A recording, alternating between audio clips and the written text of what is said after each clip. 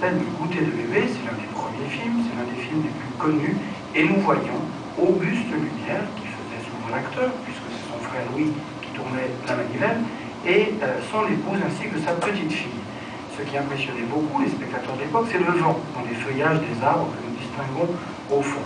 Ce que nous pouvons également remarquer, c'est la présence à la droite d'une bouteille de cognac, qui prouve que ce petit déjeuner est quand même un petit déjeuner de bébé, mais aussi de cinéma. Voici la première comédie, le premier gag, L'arroseur arrosé, un film tout à fait connu, élaboré par Lumière à partir d'une blague du jeune Édouard Lumière.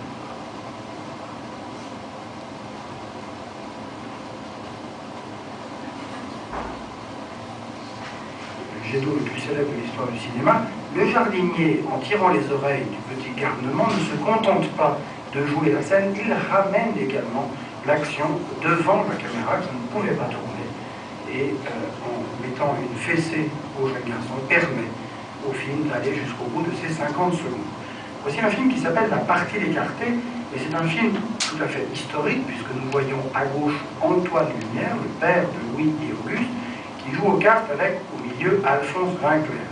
Alphonse Vinclair était le père des deux filles Vinclair qui ont épousé Louis-Auguste Lumière. À droite, Félicien Tréouet, un ami de la famille, et regardez le serveur qui, en regardant et en commentant la scène, et en jouant avec assez peu d'économie, vient prouver également, une fois encore, que le film est totalement mis en scène. Ils boivent la bière du brasseur de bière Vinclair. Ce film peut être donc considéré aussi comme le premier film publicitaire.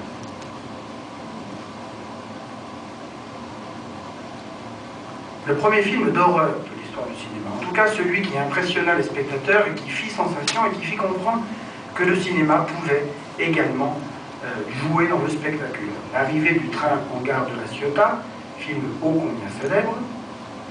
Nous allons voir Madame Lumière passer devant la caméra, la voici, mais ce film, au-delà de sa réputation, doit être également jugé d'un point de vue esthétique. Regardez en effet le travail de Lumière sur la composition de l'image, cette façon qu'il a eu de faire entrer la locomotive dans la diagonale et comment le plan est partagé en deux, le blanc en bas à droite, le noir en haut à gauche.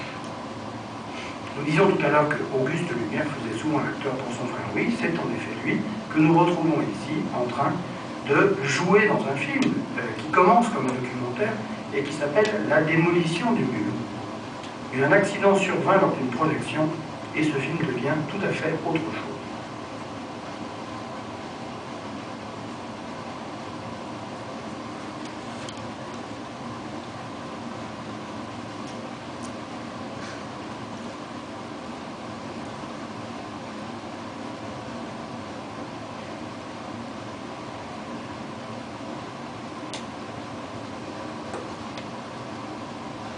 Par accident, le projectionniste qui projeta ce film le remonta à l'envers, le projeta à l'envers avec la lanterne toujours allumée, et l'effet de la démolition du mur s'inversa pour devenir une espèce de reconstruction du mur.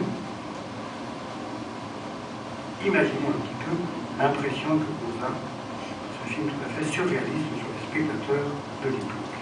On peut considérer que ce film-là est le premier effet spécial.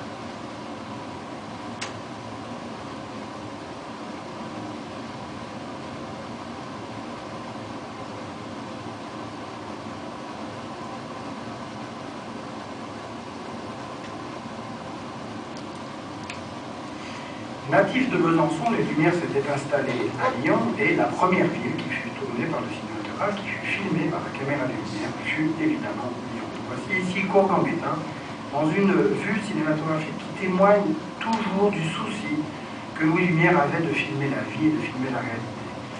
Plus tard, quand il tournera autour du monde, il enverra ses opérateurs également filmer dans les rues.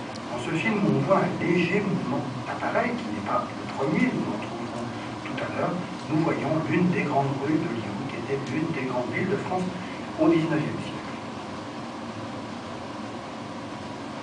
Cinématographe veut dire écriture